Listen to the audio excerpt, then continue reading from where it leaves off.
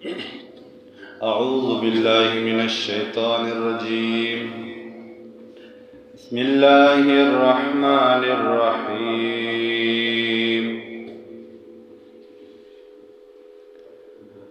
قل من يرزقكم من السماء والأرض أمن يملك السمع والأبصار ومن يخرج الحي من الميت ويخرج الميت من الحي ومن يدبر الأمر فسيقولون الله فقل أفلا تتقون. سورة يونس 31 نمبر آیات. قل و پیغمبر من يرزقكم من السماء والأرض، سوک رزق در کئی تاسو لد اسمان و دزمکینا.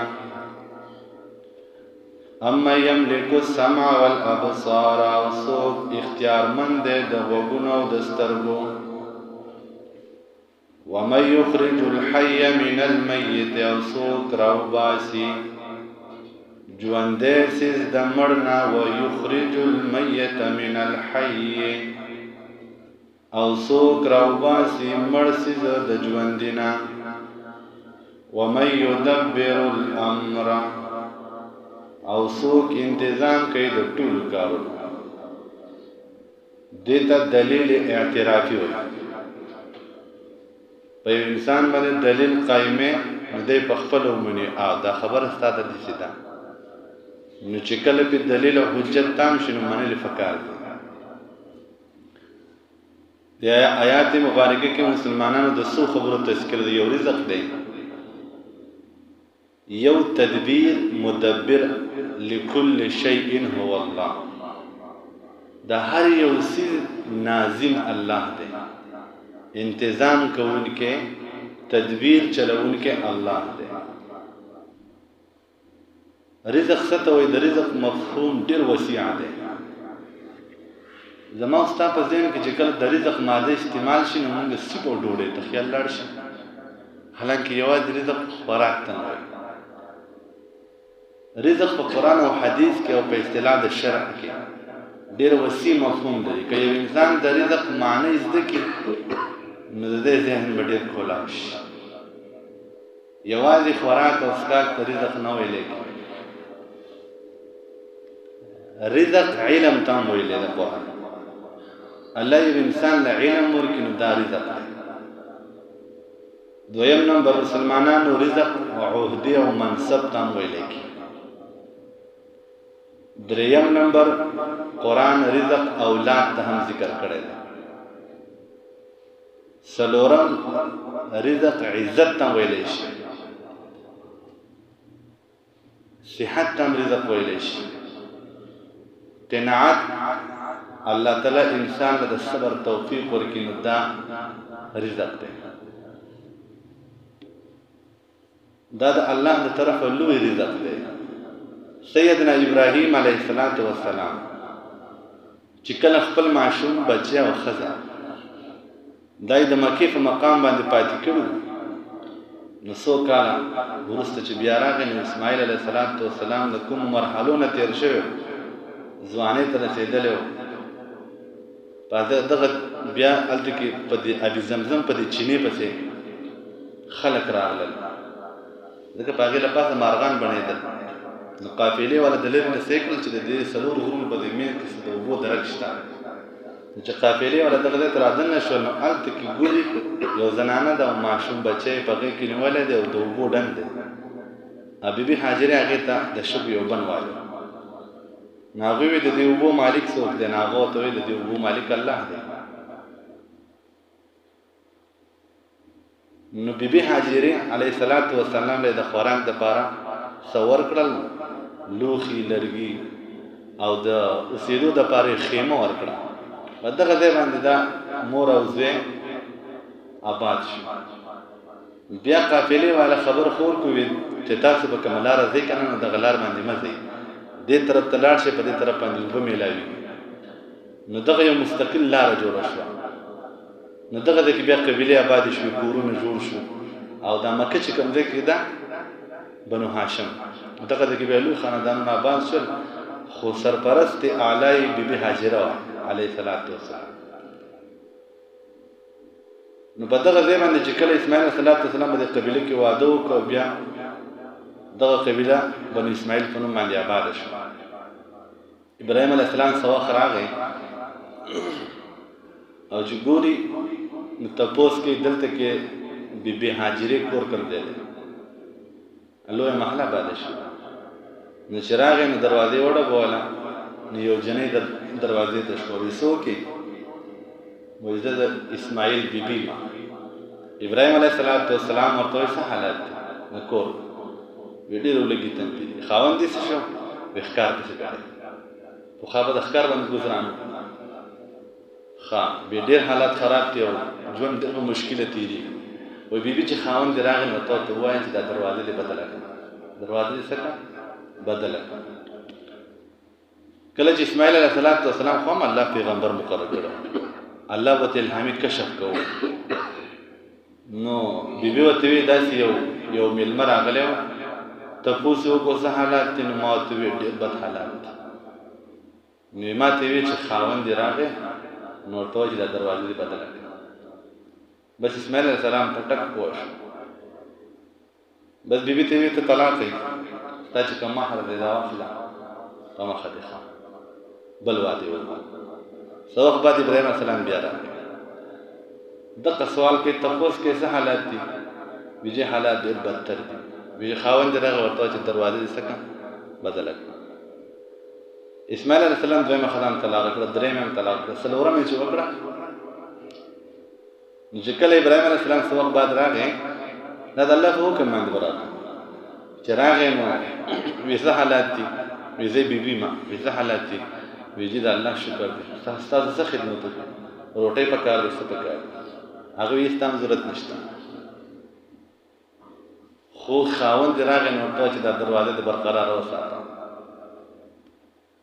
قناعت پسند بیبي که وږي تږي هم د خپل خاوند سره ناست دی خو دې له الله ډېر رزق ورکړی نو رزق یوازې خوراک ته نه وایي رزق صبر ته وایي د الله په احکاماتو د الله په تکالیفو چې قناعت او صبر اختیار کړي دا بهترین رزق الله دله ورکړی دی یوازې خوراک او څښل ته رزق نه ویلی کېږي دویم نمبر د غوږونو او د سترګو مالک وایي الله دی ته وایې زما غوږونه او زما سترګې دلته کې الله تعالی فرمایي ووایه پیغمبره اما یملک السمع والابصار څوک اختیارمند دی د غوږونو او د سترګو د اورېدو او د لیدو اختیارمند څوک دی الله ته وایې زما سترګې او زما غوږونه دا ستا نه دی مسلمان دا ستا په دې وجود کې چې کوم روح ګرځي نن سبا سیندانان او ډاکټرانو د هغې حجم معلوم کړی دی چې د روح وزن څومره دی 22 ګرام خو دا روح وزن کړی نه دی روح د چا نه کم نشي وزن کولی روح خو د الله امر دی دا څوک معلومولی نه چې دا کم دی په دې وجود کې پروت دا خو د الله امر کون دی دوی چې کوم د انسان کوم بریتینګ کې کوم ساه اخلي او پوکي د دې نافع راخته نو دا خو روح نه دی دا موږ چې کوم اکسیجن درنه کو بهر کو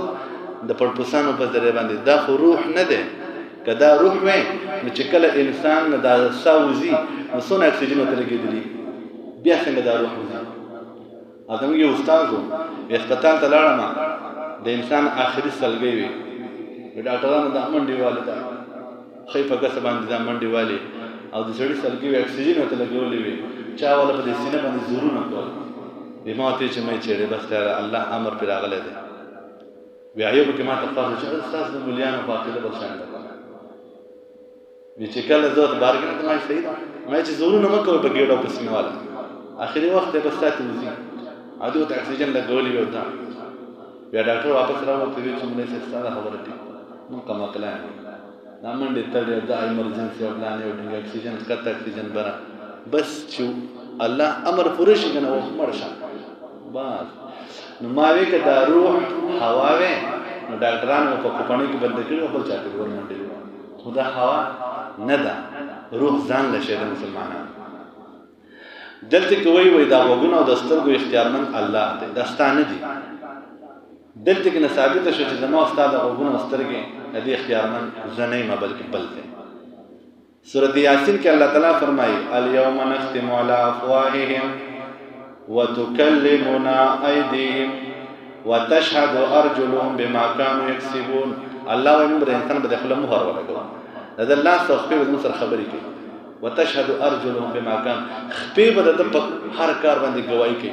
نو پوه شې چې دا زما او ستا لاس خپل نه دي، دا د یو ذات د حکم تابع دي چې هغه وغواړي نو دا غوږونه او سترګې د الله څخه خپل پتا گواہی کوي. نو دا خو د الله تابع دي. نو په دې داسې کار مه کوه چې سبا پتا گواہی وکړي. لاس بوی په ما زنا کړی ده، خپې بوی په ما باندې پر دې قتل کړی دی، لاس بوی په ما باندې ګناه کار کړی، سترګې بوی په ما حرام ته کتلې دي، په ما حرام رانیولې دي. نو دې نه ډېر احتیاط پکار دی. دا داسې ګواهان دي چې دې نه څوک انکار کولی نه شي مسلمانان. قل اوه پیغمبران من یرزقکم من السماء والارض، څوک رزق درکوي تاسو له اسمان او د ځمکې نه. د رزق معنی تاسو رزق ټولو. امن یملک السمع والابصار، څوک اختیارمند دی د اورېدو او د لیدو. ومن یخرج الحی من المیت، او څوک راوباسي ژوندی څیز د مړ نه. مړاګی د الله ته ژوندی بچوړی د چرګې راوباسي. مړ وږی دی، مړه دانه ده الله تعالی ته ژوندی بوټی راوباسي. مړ تخم دی الله تعالی ته ژوندی بوټی راوباسي. دارنګې مړ کافر دی الله په کور کې ژوندی مسلمان پیدا کی. د آزر په کور کې ابراهیم نو پیدا کړی. نو کافر په مثال د مړ دی او مسلمان په مثال د ژوندی دی. الله د بيدین په کور کې دیندار پیدا کی. دای کنده د الله کارنامې دي. ويخرج الميت من الحي، او راوباسي الله تعالی مړ شي د ژوندینا. بوټي ژوندې دی الله تعالی ته مړ وږی پیدا کو. ژوندې چرګ د الله تعالی ته مړاګی پیدا کړم.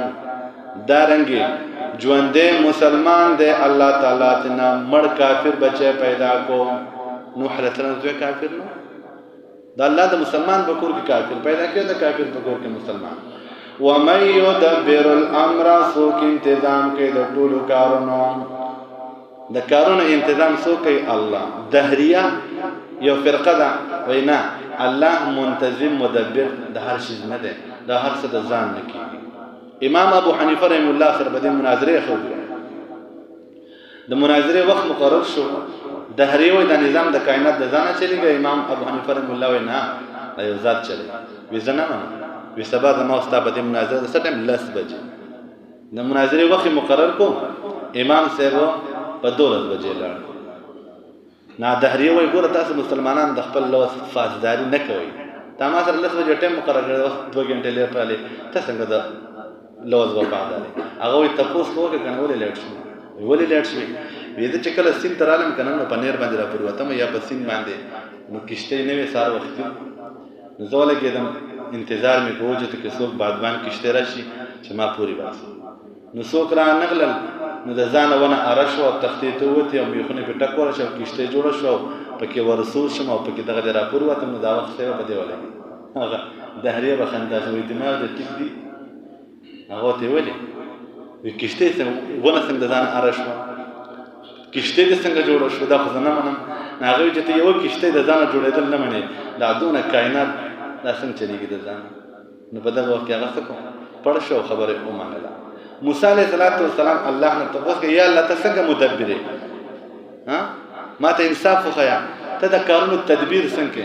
الله ته وی نظاره غواړي وی ویلار شته دې سین په دې غاړه باندې یو پټ دی کې کېنه او ګوره د سین دی غاړه ته ګوره چې څه کېږي د بتا ته دی.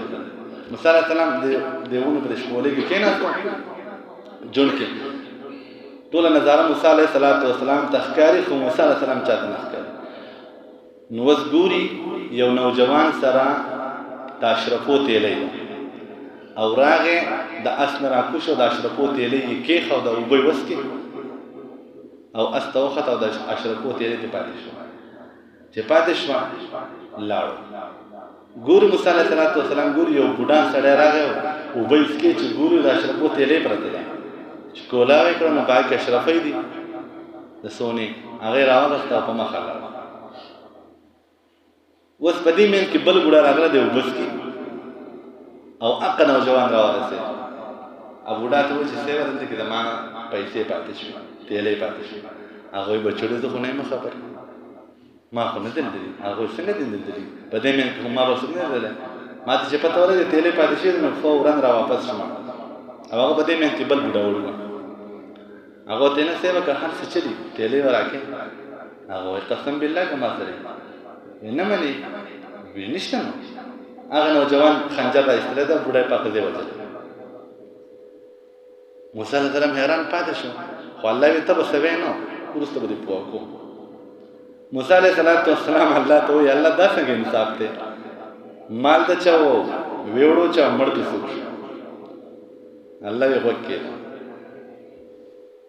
د دې نوجوان پلار چا وجلی او هغه د زخمی حالات کې و او دې بچي ته وصیت کړی وی بچیه چا دا پیسې مال امانت راکړي دي خو دغه نوم دی و شکل شبهات خو ورته ونه او سړي نه ساه وختو. اوس دې نوجوان د پلار په دې وصیت دا پیسې راغستې ده او نوجوان ته راسي کلي په کلي ګرځي کوڅه په کوڅه ګرځي چې دا نوم سړی څوک دی. یو تږی شو دې دریاب دې غاړې نه راغی ستړی شو ما وی چې زه پرېږده دا نوجوان ته نه خلاصوم. خو دا کم سړی چې راغی که نه دا پیسې چې یوړې دا هم د دقه بوډا وي او دا کم چې د نوجوان مړ کړو که نه دقه سړی د دې نوجوان د پلار قاتل و. نظر خپل پلار بدل واغستو او پیسې چې د چا وي هغه ویوړې. دغه زما کارنامې دي الله وایي بس پوه شوې. ما او تا په ذهن کې ډېر سوچونه کول دا څنګه وشو او دا چې دا شوی وي دا به نه و شوی نو دا الله تعالی دا ټول کارونه کوي خو ما او تا ته نه ښکاري. ومن یدبر الامر څوک انتظام کوي د ټولو کارونو فسیقولون الله نو زر ده چې دوی وایي الله فقل ته ورته ووایه پیغمبره فلا تتقون ولې تاسو ځان بچ نه ساتئ د خلاف د الله نه.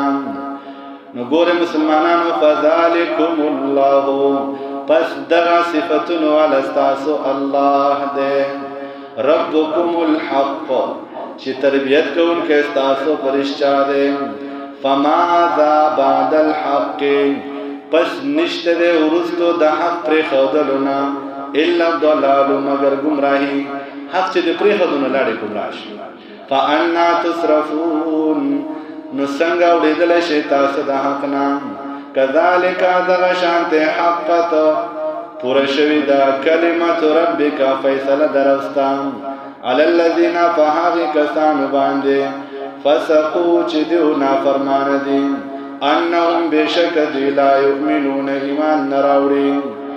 قل وایه پیغمبره هل من شرکائکم آیا شته ستاسو د مددګارانو شرکاونه من هغه څوک یبدأ الخلق چې اول پیدایش وکړي د مخلوقو ثم یعیده بیا یې دوباره پیدایش وکړي. قل الله نو وایه پیغمبره چې الله یبدأ الخلق اول پیدایش کوي د مخلوقو ثم یعیده بیا یې دوباره پیدایش کوي. فانا توفکون نو کوم طرف ته اورېدلی شئ تاسو د الله نه. سبحان الله.